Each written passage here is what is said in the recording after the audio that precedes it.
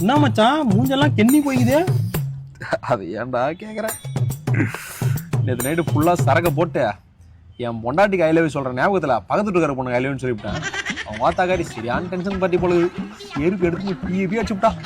அது இருமா சரக்கு போட்டுக்கிறேன் அப்படின்னு சொன்னதுக்குள்ள மொத்த சரக்கு வெளியில எடுத்தான். ஆய் சொல்லி அச்சா போற செருப்புல ஆய் வலிக்குது.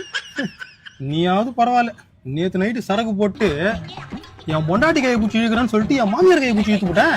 அப்புறம் காலைல டைவர்ஸ் நிற்குது. வாழ்த்துக்கள்.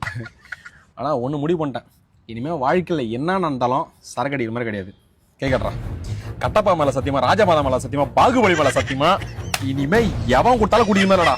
ஓசியில் எவனாவது சரக்கு தூக்கின்னு வந்தா கூட அவனை செருப்பு எடுத்து பிய அடிப்பான் தவிர சத்தியமா இனிமே சரக்கு மேல கை வைக்கிற மாதிரி கிடையவே கிடையாது. என் பொண்டாட்டி மேல சத்தியம் தான். நானும் எங்க ஆயா மேல பாப்பாத்தி மேல சத்தியமா சொல்றேன்டா, சரக்கு அடிக்க மாட்டேன்டா இன்வால்வ் பண்ணி. இணைத்ததை நடத்திய முடிப்பவன் நான். ஆமா மச்சான், குடிக்க மாட்டேன்னு பொண்டாட்டி மேல சத்தியம் பண்ணியே. இனி ஒரு நாளைக்கு சத்தியம் ஆபீஸ் நாளைல இருந்து குடிக்காம வரும்.